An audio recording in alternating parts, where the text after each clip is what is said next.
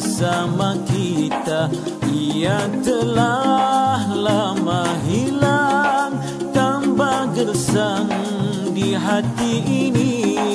Kita siram kembali dengan air iman yang suci, dengan menabur budi kepada semua manusia. Bila hati gembur dan subur semula,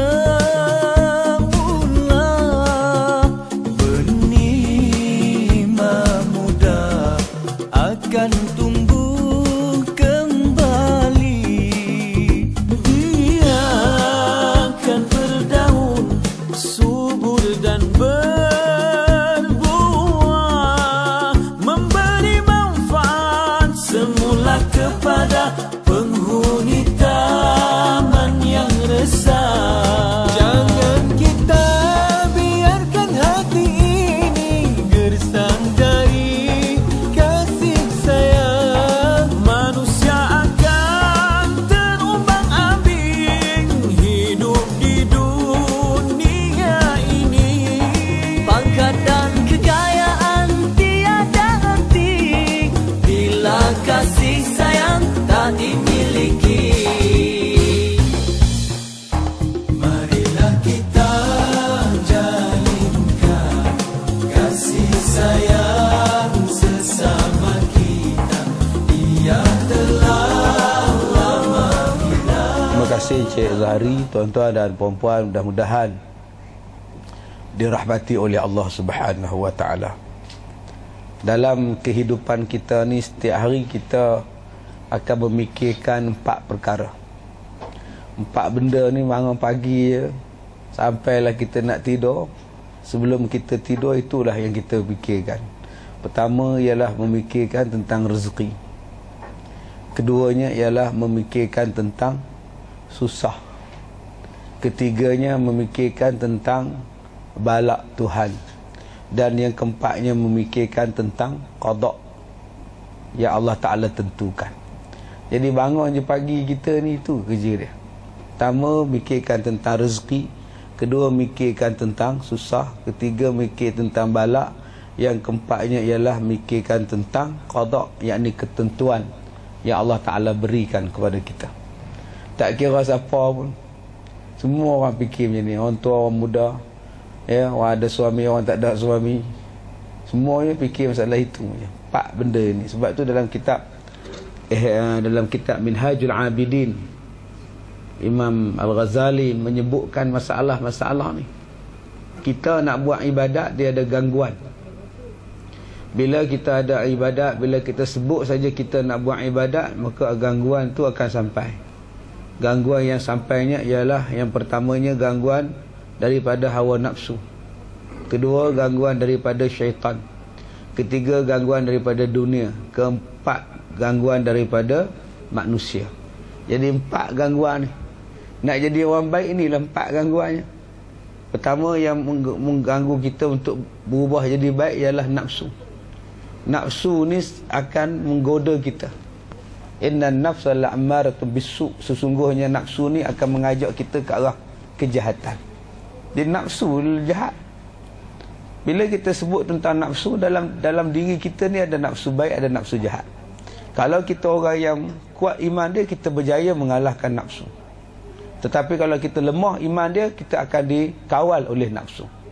Maka orang yang ada nafsu inilah yang dalam diri dia ada hasad dengki. Orang beriman dia tidak ada hasad. Orang yang beriman kepada Allah Ta'ala dengan sebenar-benar iman, dia tidak ada dengki, dia tidak ada hasad, dia tidak ada bohong, dia tidak ada munafik. Maka manusia ni, bila dia ada perasaan iri hati, itu maknanya dia belum mencapai tahap iman. Orang yang beriman, dia bukan ada iri hati. Nak iri hati siapa? Sebab apa kita nak dengki? Tak ada sebab kita nak dengki. Rezeki dia, rezeki dia, rezeki kita, rezeki kita. Habuan dia, habuan dia, habuan kita dah tentu oleh Tuhan. Apa yang Tuhan tentukan habuan untuk kita itu adalah yang terbaik. Itu adalah yang terbaik pada kita. Allah bagi ke, Allah tak bagi ke, itulah yang terbaik. Allah bagi ambil balik pun itu yang terbaik. Sebab Allah tahu apa yang terbaik pada kita. Dia bagi rezeki pada kita ni sesuai dengan kita. Sesuai dengan kita. Ya, sebab itu kita kena ingat. Kalau kita ada tengok orang lain rezeki dia lebih pada kita, ingat yang Allah bagi pada kita pun cukup sebenarnya untuk kita. Dan itulah yang terbaik. Sebab pepatah orang Melayu sebut, besarnya periuk maka besarlah kerak dia. Jadi kalau kita tengok orang dapat nikmat yang besar, kita kata rezeki dia luas, sebenarnya tanggungjawab dia pun luas, beban dia pun besar. Kalau kita rezeki kita kecil, maknanya kita punya beban pun kecil. Jadi Allah Ta'ala tu dia dah aturkan satu-satu benda tu dah elok dah. Tetapi bila kita dah nak berubah, nak jadi orang soleh, nak berubah jadi orang baik, hawa nafsu dah datang. Hawa nafsu inilah yang menggoda kita, yang seronokkan ini, yang seronokkan sana, yang tak seronokkan ibadat, yang menyeronokkan kepada hawa nafsuan yang tidak pernah cukup. Jadi bagaimanakah kita nak menentang hawa nafsu supaya dapat kita mengalahkan hawa nafsu? Yang ni dipanggil sebagai mujahadah. Kita kena bersungguh-sungguh melawan mujahadah. Bagi tahu pada nafsu, bagi tahu pada diri kita bahawa nafsu ini benda tu sekejap aja seronok dia. Sebenarnya kita boleh bercakap dengan diri kita, tapi kita jarang cakap. Kita suka bercakap dengan orang aja. Cakap dengan orang, tapi kita tak nak cakap dengan diri kita. Cuba kita cakap dengan diri kita. Orang tasawuf, orang-orang ahli sufi, dia suka bercakap dengan diri dia sendiri. Ni aku makan banyak-banyak ni boleh ke? Tu dia bercakap dengan diri dia. Bila dia nak makan banyak-banyak, dia tanya, aku makan banyak-banyak ni boleh ke? Dia tanya, ni aku buat macam ni boleh ke? Dosa ke? Elok ke aku buat macam ni? Masalah dia, kita sebelum kita buat, kita tak ada bertanya pada diri kita sendiri. Ni aku ambil rasuah ni, kalau tangkap dia polis macam mana? Dia kena macam itu. Dia suruh bercakap. Kita bila tengok ahli tasawuf, dia bercakap seorang-seorang, kita kata dia gila. Padahal dia bukan gila, dia cakap seorang-seorang dia. Dia tengok tangan dia. Kamu ni tangan, kamulah yang ambil duit rasuah. Di hari kiamat apa kamu nak jawab dengan Tuhan? Dia akan tanya jawab. Tapi kalau kita tengok orang bercakap dengan tangan, orang telefon, ambulans datang ambil dah, ada tak betul orang tua ni. Sedangkan dia cuba melawan hawa nafsu dia. Jadi kita nak lawan hawa nafsu kena bersungguh-sungguh. Nama dia ialah mujahadah. Lawan sungguh-sungguh. Baik, yang kedua, yang menghalang kita ibadat ialah syaitan. Syaitan dia akan menghalang kita ibadat. Siang malam pagi petang. Asy-syaitanu ya'idukumul faqra wa ya'murukum bil fahsya. Syaitan ini kerjanya menakutkan kamu dengan miskin. Setan ni kerjanya menghasut kamu untuk melakukan kerja-kerja fahsya. Dua kerja setan. Pertama, setan kerja dia ialah mengajak kita, menjadikan kita ni takut jadi miskin. Takut jadi miskin tu apa maksud? Kalau aku sedekah banyak-banyak, nanti aku miskin. Sedangkan sedekah itulah masuk syurga. Allah Ta'ala sebut dalam Quran berapa banyak ayat dalam Quran. Salah satunya dalam surah Al-Insan. Nak masuk kepada syurga tu tuan-tuan, ada tiga cara. Balik rumah tuan-tuan buka surah Al-Insan ni, juzuk yang ke-20 29. Ya, Allah Ta'ala sebut kepada kita cara-cara untuk kita ni masuk syurga. Senang aja masuk syurga tuan-tuan. Tapi masalah kita ni senang je baca, senang sebut, nak buat tu susah. Ya, nak mengamalkan itu yang susah. Balik rumah tuan-tuan buka dalam surah Al-Insan ayat yang ke berapa ayat yang ke-6, ayat yang ke-7. Allah Ta'ala sebut apa? A'udzubillahi minasyaitonirrajim. Innal abrara yashrabuna min ka'sin kana mizajuha kafura. Allah Ta'ala berkata, sesungguhnya orang-orang yang berbuat kebajikan akan minum daripada gelas yang berisi minuman daripada air, dari campurannya adalah kafur. Duduk dalam syurga, minum daripada gelas minuman yang dipanggil kafur. Ainan yashrabu biha ibadullahi yufajjirunaha tafjira. Dan katanya, iaitu mata air di dalam syurga yang diminum oleh hamba-hamba Allah, dan mereka dapat memancarkannya dengan sebaik-baiknya. Siapa dia golongan yang boleh minum ni? Ada 3. Yang boleh masuk syurga ni siapa? Ada 3. Yufuna bin nadri, kata Allah pada ayat yang ke Yang ketujuh, Allah berkata, mereka memenuhi nazar. Mereka memenuhi nazar. Wa yakhafuna yawman kana syarruhu mustatira. Dan yang kedua, mereka ialah orang yang takut kepada Allah, takut pada hari kiamat. Jadi Allah Ta'ala sebut satu. Nombor satu, orang yang boleh masuk syurga siapa? Pertama, orang yang menunaikan janjinya dengan Tuhan. Allah suruh buat ibadat, dia buat. Dia dah berjanji dah, dia akan buat. Maka orang ini adalah orang ahli syurga. Yang keduanya, wa yakhafuna yawman kana syarruhu mustatira. Orang yang takut pada hari kiamat. Orang yang takut akan hari kiamat yang azabnya merata-rata dah. Dan yang ketiganya, orang yang boleh masuk syurga siapa dia? Wa yut'imuna at-ta'am ala miskinan ala hubbihi miskinan wa yatiman wa asira. Orang yang bagi makan kepada orang miskin, anak-anak yatim dan orang-orang yang terkepung akan makanan yang mereka sukai. Jadi Allah Ta'ala sebut pada kita, nak masuk syurga ni salah satunya ialah rajin bagi makan. Kepada siapa?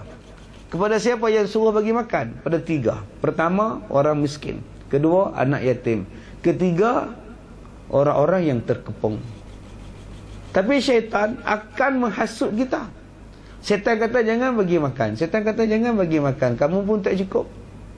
Jangan kamu sedekah. Kamu pun susah. Itu kerja syaitan. Jadi manusia banyak yang berubah. Banyak yang jadi tak berubah jadi baik sebab syaitan. Syaitan mengajak dia. Janganlah pergi haji. Sayanglah duit. Kamu muda lagi. Enjoy dulu. Pergi beli barang-barang lain dulu. Pergi melancong dulu. Banyak lagi boleh melancong Florida ke Las Vegas ke. Pergi sana dulu. Buat apa pergi melancong ke Mekah kata dia. Syaitan kata enjoy dulu. Nanti habis duit kamu. Sedangkan bila kita pergi ke Mekah buat haji misalnya, itu adalah Allah akan tambahkan rezeki. Tapi syaitan kerja dia akan berubah. Dia ubah kita daripada nak berubah menjadi manusia yang taat kepada Allah, jadi takut macam-macam benda yang dia takut. Ada orang yang malas pergi haji sebab tak nak orang panggil dia haji. Umur baru 30, takkan orang nak panggil tuan haji. Panggil pak haji, leceh dia. Setan lah tu, itu yang kata setan. Setan duk kata pada dia. Kadang-kadang setan ini melupakan. Tuan-tuan boleh buka dalam suratul Kahfi. Bagaimana setan boleh melupakan seseorang untuk buat ibadat. Jadi lalai, jadi cuai. Masa bila kita semayang, kita tak ingat rakaat, terlupa semua, terlupa. Terlupa rakaat, tapi benda lain ingat. Ingat. Real Madrid kalah, dia ingat dalam semayang. Tapi rakaat dia lupa. Ni nama dia setan. Setan tu yang boleh menjadikan kita nyanyok. Kita nyanyok, kita jadi, aku ni dah semayang ke belum? Aku ni dah cakap, aku ni tu setan. Yang ketiganya yang menggoda manusia untuk berbuat ibadat ialah dunia. Dunia. Sebab tu tuan-tuan ni duduk dalam dunia yang di Singapura ni lain dunia dia. Saya orang kampung dunia lain sikit. Gerak pun naik bersikap, jalan kaki, jalan je. Pagi-pagi pergi kebun. Sini kebun apa ada? Pergi ke bendang, sawah padi. Setengah orang kita di Singapura ni bendang pun tak nak tengok, sawah pun tak nak tengok. Jadi dia tengok nasi je berat, dia tak nak tengok, padi pun dia tak nak tengok. Jadi berbeza. Jadi tuan-tuan berada dalam dunia yang sedikit berbeza daripada tempat lain, daripada keadaan kita setengah tempat. Jadi dunia inilah yang banyak menggoda. Yang keempat yang menggoda kita supaya jadi jahat ialah manusia. Minal jinnati wan nas. Daripada manusia. Manusia ni yang ajak kita buat jahat. Kita ni jadi baik sebab manusia ajak jadi baik. Kalau kita kawan dengan orang baik, insya-Allah kita jadi baik. Tuan-tuan kawan dengan Irham, dapatlah Irham. Irham tu makna kasih sayang. Tapi kalau tuan-tuan kawan dengan Samsin, kampung dusun, maka tuan-tuan pun jadilah Samsin, kampung dusun. Kalau kita berkawan dengan penjual minyak wangi, kita tumpang wangi. Tapi kalau kita bersahabat banyak dengan orang tukang besi, bau besi kat badan kita. Sebab itu kita kena milih manusia untuk siapa kita kawan. Kita kena pilih manusia untuk siapa teman sekati kita. Kena pilih. Setengah orang dia tak pilih siapa teman sekati dia. Tempat dia nak tidur, tempat dia nak makan sekali. Akhirnya bila dah kahwin jadi masalah. Bila dah kahwin jadi masalah. Masalah hari ini puncanya daripada dulu. Bukan masalah hari ini puncanya sekarang. Abang masalah apa abang? Kencing manis ustaz. Sekarang ke kena kencing manis? Tidak. Budaya daripada dulu. Dah 10 tahun macam itu. Pukul 10 makan malam, pukul 10 makan malam. Cuba tengok orang Arab, majoriti kerja mana? Sebab dia orang makan malam. Pukul 12, pukul 11, pukul 12 malam makan. Bila tak bereksersis, bila tak bersenam, makan tengah-tengah malam. Sebab tu orang Arab paling banyak kencing manis. Sekarang kencing manis. Adakah sekarang jadi kencing manis? Tidak. Adat, budaya, kebiasaan dah bertahun-tahun. Kesannya sekarang. Begitulah kehidupan kita sekarang. Kehidupan kita sekarang. Kenapa ada masalah apa? Masalah dengan suami ustaz. Adakah sekarang masalah dia? Tidak. Daripada dulu. Silap percaturan dulu. Silap pengambilan dulu. Silap persetujuan dulu. Dulu kita bersetuju berhidup dengan dia, berkongsi rumah tangga dengan dia. Kita tidak mengikut yang ditetapkan di dalam jalan agama. Sekarang bila kita dah buat sesuatu benda tanpa mengikut sesuatu, maka jadilah sekarang apa yang berlaku. Sebab tu kita sebenarnya boleh rancang. Ya, minta pertolongan daripada Allah, buat sembahyang istikharah, buat elok-elok, pilih yang terbaik. InsyaAllah Allah akan bagi yang terbaik pada kita. Tapi pada masa itu, ya, sesuatu benda tu manusia dah mengaburinya. Ya, manusia yang hatinya busuk mengaburi manusia yang lain dengan kata-kata yang manis. Maka orang pun tergoda dengan kata-kata yang manis. Maka kebaikan telah hilang. Ya, segala kejahatan nampak sebagai baik. Tak baik pun nampak baik, jahat pun nampak baik. Sebab kata-kata manusia telah menggodanya. Matanya telah ditipu, telinganya telah ditipu. Ini yang menjadikan manusia ni jahat. Manusia ni jahat sebab manusia lain. Jadi 4 benda ni akan goda kita. 4 perkara ini akan goda kita setiap masa. Pertama yang akan menggoda kita ialah nafsu kita sendiri. Sebab tu kita tak heran orang tua-tua pun jahat. Nafsu dia jahat. Umur 70, 80 merogol lagi. 70, 80 pergi cari pelacur lagi. Sebab nafsu dia. Nafsu dia jahat. Nafsu inilah yang dengki, yang khianat. Inilah nafsu dia. Kalau dia ikut nafsu, lesu. Jadi kita kena fikir apa benda yang kita nak buat ni elok ke tak elok. Nombor 2 saya kata tadi, setan.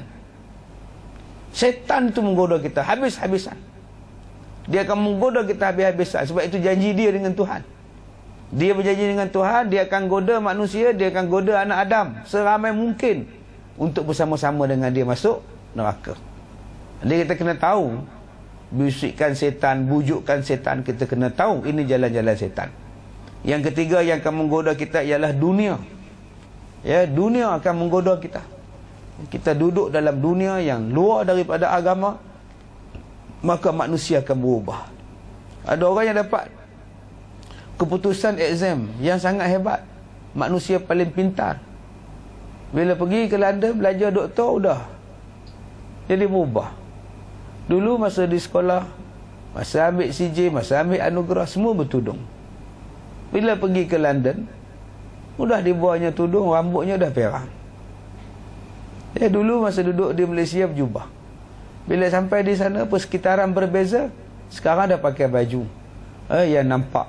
Dia nampak kulit dia. Bila duduk berpeluk dengan Mak Saleh dah sekarang. Sebab kejutan budaya, dunia dia telah berbeza. Jadi kalau kita kekalkan dunia kita, kita jadi macam ikan di lautan. Duduk di tempat yang masin, tetapi tetap tidak masin. Sehinggalah bila nak digoreng, baru dicampur dengan garam. Itulah kekuatan ikan. Duduk, berenang, menyelam dalam laut yang masin. Tetapi dia tetap tidak menjadi masin, kerana dia ada jati diri dia. Jadi kita kena ada jati diri itu. Kita orang Muslim, kita ada orang Islam, kita kena ada jati diri itu. Duduklah di dunia mana pun, aku tetap Muslim. Tapi ada orang yang tewas. Dia tewas dalam dunia dia sendiri. Dan yang keempat yang saya katakan tadi ialah dia datangnya godaan daripada manusia. Dia silap memilih kawan, silap memilih pasangan hidup, silap memilih teman. Maka teman inilah yang merosakkan dia. Jika kita berjaya mengatasi 4 masalah ini, maka satu lagi masalah yang akan mengganggu kita ialah masalahnya ialah diri kita sendiri, iaitu dipanggil sebagai malas. Kalau kita dah berjaya mengatasi perkara ini, kita nak buat ibadat, datang satu lagi perasaan, nama dia ialah malas. Tambah kesal di hati ini, tak siap kembali dengan air iman yang suci, dengan menabur budi kepada semua manusia, berkasih sayang perintah Allah, di antara sifat Allah kasih kepada hambanya. Allah sangat sayang kepada hamba yang berkasih sayang. Jalinkanlah kasih sayang untuk keredoannya. Hati sudah lama menderita kekosongan kasih sayang. Tanamkan semula, jangan biarkan berlama-lama. Sudah lama manusia hidup dalam